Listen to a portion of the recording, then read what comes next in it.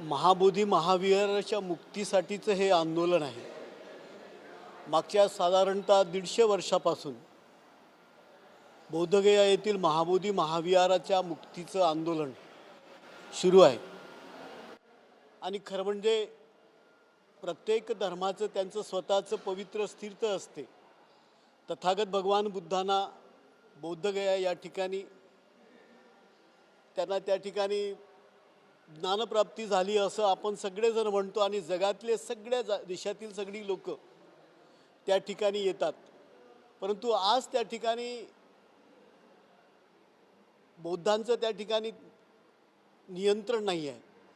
आणि म्हणून हा जो आंदोलन आहे की त्यांचं बौद्धाचं हे जगातलं पवित्र स्थान आहे आणि हे बौद्ध धर्मीयांनीच चालवावं, व्यवस्थापन पण त्यांच्याचकडे असावं, अशा पद्धतीची मागणी सातत्यानं त्या ठिकाणी होती आहे. आणि मागच्या अनेक दिवसांपासून त्या ठिकाणी बौद्धगया या ठिकाणी हे आंदोलन सुरू आहे.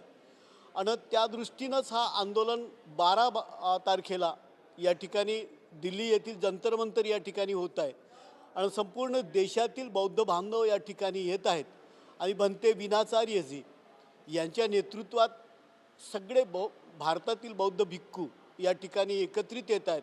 आणि निश्चितच बौद्धगया मुक्ती झाली पाहिजे असं या सगळ्यांची त्या ठिकाणी मागणी आहे. मला हे सांगा, महाराष्ट्रामध्ये कशा पद्धतीने आंदोलन चालतंय आणि महाराष्ट्रातून किती लोक येणार आहेत?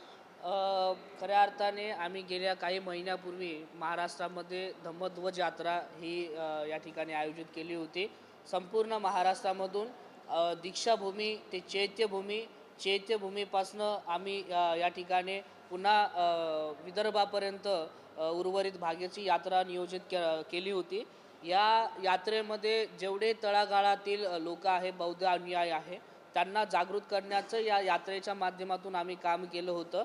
आणि त्यांना जी खऱ्या अर्थाने जी परिस्थिती आहे, बुद्धगया हा विषय बऱ्यापैकी जे अभ्यासू लोक आहे, जे बौद्धगयाला जातात, त्यांना माहिती आहे की बुद्धगयेतील जे 1949चा जो ॲक्ट आहे तो कशा रीतीने असंविधानिक आहे. हे तळागाळातील बौद्ध लोकांना, बौद्ध अनुयायांना माहिती नाही. परंतु हे सांगण्याचं काम, महाराष्ट्रामध्ये जनजागृती करण्याचं काम या ठिकाणी या यात्रेच्या माध्यमातून आम्ही केलं होतं.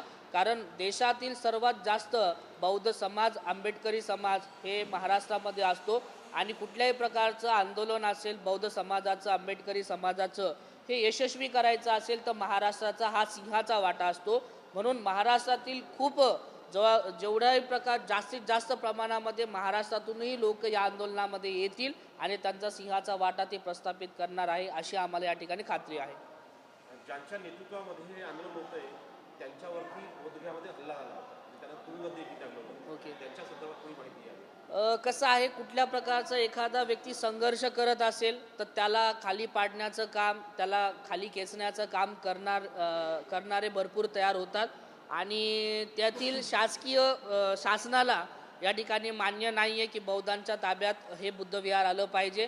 कारण आपण बघतो 1949 हा कायदा अगदी भारताला स्वातंत्र्य मिळाल्याच्या नंतरचा कायदा, संविधान बनण्याच्या अगोदरचा कायदा आहे. संविधान लागू झाल्याच्या नंतर जे काही ब्रिटिशकालीन असेल किंवा पूर्वीचा परंपरा असेल यांना रद्द करून संविधानिकरित्याने संविधान लागू झाल्याच्या नंतर परंपरा आपण या देशामध्ये लागू केलेल्या आहे. परंतु आता आपण बघतो 1949चा कायदा जो असंविधानिक आहे. कारण हे बौद्धांचं बुद्धविहार आहे आणि बुद्धविहार असताना बौद्धाचं व्यवस्थापन हे बुद्धविहारात असलं पाहिजे. मग तिथे इतर धर्मीय का, बौद्धांच्या विहारामध्ये इतर धर्मीय का, असा हा संविधानिक प्रश्न आहे. कारण इतर धर्मीयांच्या मंदिरामध्ये बुद्धांचे कुठलेही बंतेजी नाही आहे, कुठलेही धर्मगुरू नाही आहे, कुठलेही वेगळे अनुयायी नाही आहे. तर हा मुद्दा आहे. आणि या मुद्द्यातला जेव्हा आमचे धम्मबंधू विनयचार्य यांनी हाताळलं आणि देशभरामध्ये याचं या ठिकाणी व्यापक काम केलं, जनजागृतीचं काम केलं, तर 1949 नंतर अनेक सरकार आले, अनेक सरकार बदलली, परंतु हा कायदा कुणीही बदलण्याचा प्रयत्न केला नाही, याच्याकडे दुर्लक्षित केलं. तर त्यामुळे काय झालं की जेव्हा यांनी हे आंदोलन तयार केलं तेव्हा सरकारला ही गोष्ट नको आहे, त्यामुळे त्यांना आंदोलन खतम करायचं होतं. म्हणून त्यांना जवळपास 68 वर्ष पहिल्या धर्मगुरू असेल की कुठल्या तरी धार्मिक आंदोलनासाठी जेलमध्ये 68 दिवस राहिले. तर हे विषय होता त्यांचा. तुम्ही काही मंत्र्यांच्या भेटी घेतल्या, कोणाकोणाच्या भेटी घेतल्या दिल्लीत आणि खासदारांच्या काही भेटी घेतल्या, कोण कोण येणार आहे फडणवीस साहेब तुम्ही बोला.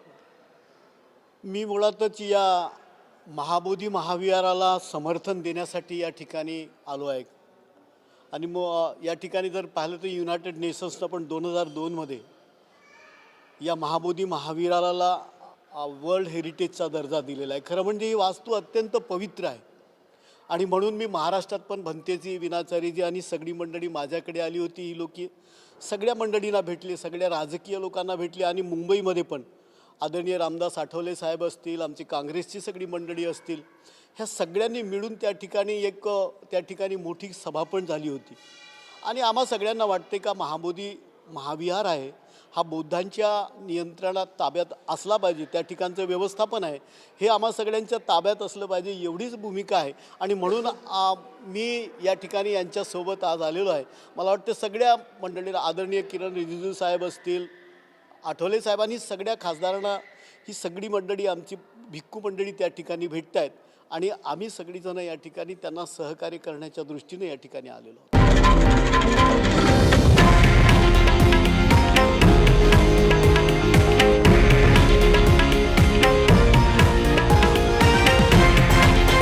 हे आहे देशातील नंबर 1 न्यूज नेटवर्क आणि आपण पाहत आहात TV9 मराठी, एकमेव.